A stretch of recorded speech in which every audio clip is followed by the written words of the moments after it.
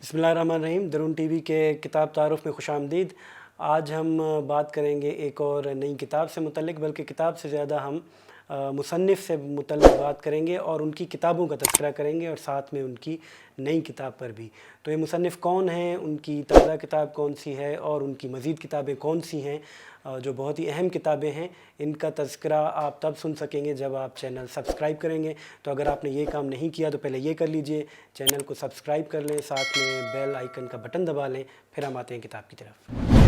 تو آج کے ہمارے جس مصنف کا ہم ذکر کرنے جا رہے ہیں وہ اس لحاظ سے بہت اہم ہے کہ انہوں نے جس موضوع پر کتاب لکھی ہے، پہلی کتاب ان کی آج سے 10 سال پہلے آئی تھی 2011 میں، سنگ لرزاں BSO تشکیل سے تقسیم تک۔ یہ بہت ہی اہم کتاب اس لیے بھی تھی کہ اس موضوع پر اس سے پہلے بلوچستان میں کوئی کتاب نہیں لکھی گئی۔ بلوچستان کی بہت بڑی طلبہ تنظیم ہے بلوچ اسٹوڈنٹ آرگنائزیشن، جس کی تاریخ سے متعلق آپ کو کوئی کتاب بلوچستان میں نہیں ملے گی۔ یہ پہلا سنگ لرزاں ایک لحاظ سے پہلا پڑاؤ تھا، پہلا پتھر تھا جو ہمارے فاضل مصنف نے پھینکا۔ کتاب اس زمانے میں اتنی زیادہ نہیں پڑھی گئی، جب اس کا تذکرہ زیادہ ہونے لگا سوشل میڈیا وغیرہ میں، کیونکہ سوشل میڈیا کا جو ابھار ہے وہ ہمارے ہاں 2014-15 کے بعد ہی تیزی سے آیا، تو اس کے بعد اس کتاب کی مانگ میں اضافہ ہوا، اور اب سننے میں یہ ہے کہ اس کا پہلا ایڈیشن تو کب کا ختم ہو چکا، اب دوسرے ایڈیشن پہ مصنف نے کام کیا ہے اور شاید بہت ہی جلد اس کا دوسرا ایڈیشن مارکیٹ میں دستیاب ہوگا، اور وہ اس لحاظ سے بہتر بھی ہوگا کہ پہلی کتاب میں انہوں نے جو آدھی سے زیادہ کتاب تھی وہ آدھی کتاب BSO سے متعلق تھی، اس کے بعد پھر انہوں نے کچھ مضامین اس میں شامل کر دیے تھے۔ اب سنا ہے کہ اس میں ترمیم بھی ہو گئی ہے اور جو دوسرا ایڈیشن آ رہا ہے وہ صرف BSO کی تاریخ سے متعلق ہے۔ اچھا، دوسری اس کی اہم بات یہ ہے کہ یہ عبدالرحیم ظفر صاحب کا ہم ذکر کر رہے ہیں جن کی یہ کتاب ہے، اور یہ آدمی کیونکہ BSO کی جو دوسری کابینہ تھی اس کے مرکزی سیکرٹری جنرل تھے، تو ایک طرح کی فرسٹ ہینڈ انفارمیشن ہے جو انہوں نے اپنے قارئین تک پہنچائی ہے۔ اس کے بعد پھر ان کی دوسری کتاب آئی آزادی کا سفر۔ یہ پھر جب BSO سے فارغ ہوئے تو اس زمانے میں جو انسرجنسی تھی، مسلح تحریک تھی بلوچستان کی، دوسری یا تیسری مسلح جدوجہد تھی، جس میں کچھ نوجوانوں کو بھجوایا گیا یہاں سے، کہا یہ گیا ان کو کہ آپ یہاں سے ایران سے ہوتے ہوئے عراق پہنچیں گے، وہاں پر آپ کو ٹریننگ دی جائے گی، واپس آ کر آپ اس تحریک کا حصہ بنیں گے۔ تو یہ اپنے کچھ ساتھیوں کے ساتھ یہاں سے گئے، اور پھر جو واقعات ان کے ساتھ پیش آئے اور جو ان کے ساتھ صورتحال اور یہ کس مایوسی کا شکار ہوئے، وہ سارے حالات اور واقعات انہوں نے اس کتاب میں لکھے ہیں۔ یہ کتاب آزادی کا سفر کے عنوان سے شائع ہوئی۔ تیسری کتاب ان کی کچھ سال پہلے آئی تھی، بلوچستان مزاحمت اور سیاست کے نام سے۔ اس میں زیادہ تر ان کے کالم ہیں جو انہوں نے مختلف ادوار میں مختلف اخبارات میں بلوچستان میں خاص طور پر لکھے ہیں، 2006 کے بعد جو کرنٹ پولیٹیکل سیناریو بلوچستان کا اس حوالے سے۔ چوتھی کتاب ان کی 2 سال پہلے شائع ہوئی، اقتدار کے ایوانوں میں۔ یہ بھی بہت ہی زبردست کتاب ہے۔ عبدالرحیم ظفر صاحب جب BSO سے فارغ ہو گئے اور بعد میں جب عملی سیاست میں آئے تو انہوں نے پاکستان پیپلز پارٹی کو جوائن کیا، پھر بعد میں یہ بھٹو صاحب کے کافی قریب رہے، اور بھٹو صاحب نے اپنے زمانے میں ایک کام یہ کیا کہ ہر صوبے میں ایک OSD لگایا، آفیسر آن اسپیشل ڈیوٹی، ان کو یہ خاص طور پر ان کے جو جیالے تھے اس میں سے انہوں نے مختلف لوگ منتخب کیے جو پڑھے لکھے لوگ سمجھتے تھے۔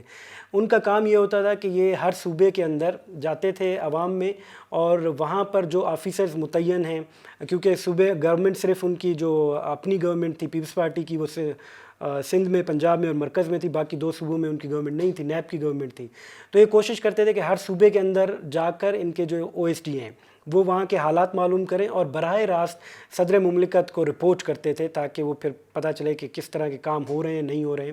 تو بلوچستان میں اس زمانے میں عبدالرحیم ظفر صاحب OSD رہے، جتنا عرصہ انہوں نے گزارا براہ راست پرائم منسٹر کے ساتھ، کچھ عرصہ صدر بھی رہے ذوالفقار علی بھٹو صاحب، تو جو عرصہ انہوں نے گزارا اور بلوچستان میں اس زمانے کی جو سیاست تھی اس کے آنکھوں دیکھا حال انہوں نے لکھا ہے۔ تو یہ بھی بہت ہی اہم کتاب ہے، اور یہ پچھلے سال 2 سال پہلے شائع ہوئی تھی، اب سنا ہے کہ وہ بھی مارکیٹ سے ختم ہی ہو گئی ہے۔ اب ان کی اس سال کچھ مہینے پہلے تازہ کتاب چھپی ہے، یہ ہے تاریخ پاکستان ایک عام شہری کی نظر سے۔ اس کی خوبی یہ کہہ لیں کہ یہ کتاب ایک ایسے مصنف نے لکھی ہے جو پاکستان کی سیاست میں، عملی سیاست میں، اور پھر جو جیسا آپ کو پچھلی کتاب کے بارے میں بتایا اقتدار کی غلام گردشوں میں، اس کے لحاظ سے یہ باقاعدہ اقتدار کے ایوانوں تک ان کی رسائی رہی. تو انہوں نے وہ ساری ہسٹری، خاص طور پر 70s 80s 90s تک تو یہ باقاعدہ عملی سیاست میں متحرک رہے. تو اس لیے انہوں نے پاکستان کی ساری سیاست کو قریب سے بھی دیکھا، اور اس کی جو ساری سیاسی تاریخ ہے اس کو انہوں نے ایک عام شہری کے طور پر بیان کیا ہے. اس میں تو کیونکہ میرا اپنا ایک پیش لفظ بھی شامل ہے، وہ آپ تفصیل سے پھر کتاب میں پڑھ سکتے ہیں. میں نے اس کو عنوان دیا ہے مطالعہ پاکستان کا نیا نصاب.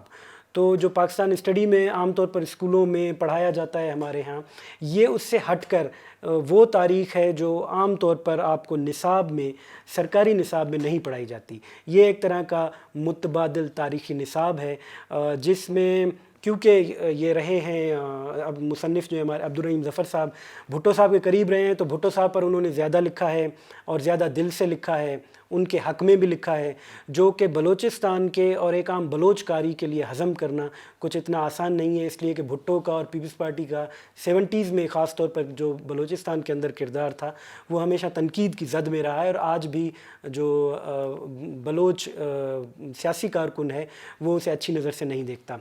علاوہ ازیں یہ کہ ضیاء الحق جو کہ بہت ہی ایک برا دور تھا، تلخ دور تھا پاکستان کی سیاسی تاریخ کا، اس پر انہوں نے بہت کم لکھا ہے، جس پر کہ انہیں میرا یہ خیال ہے کہ تفصیل سے لکھنا چاہیے تھا. اور اس کے بعد اگر کوشش کرتے، میں نے پیش لفظ میں بھی یہ تجویز دی ہے کہ یہ اسے پرویز مشرف کے دور تک لانا چاہیے تھا، تاکہ یہ 50 سال کی تاریخ بھی ہو جاتی، اور جو آخری مارشل لاء ہے اس کے بعد نوجوان نسل اس سے آگاہ ہے جو حالیہ واقعات ہیں.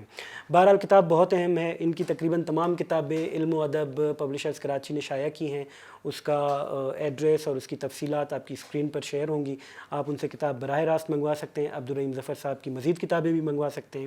اور اس آج کے ریویو کے متعلق اور جو ریویو ہم کر رہے ہیں ان کے متعلق اپنی رائے، اپنی تجاویز آپ ہمیں کمنٹ سیکشن میں ضرور دیجیے، تاکہ ہم اس کے لحاظ سے اگلی کتابوں کا انتخاب کر سکیں. آج کے لیے اتنا ہی. آئندہ ہفتے انشاءاللہ نئی کتاب کے ساتھ حاضر ہوں گے. اپنا اور اپنے ارد گرد کا خیال رکھیے گا. خدا حافظ.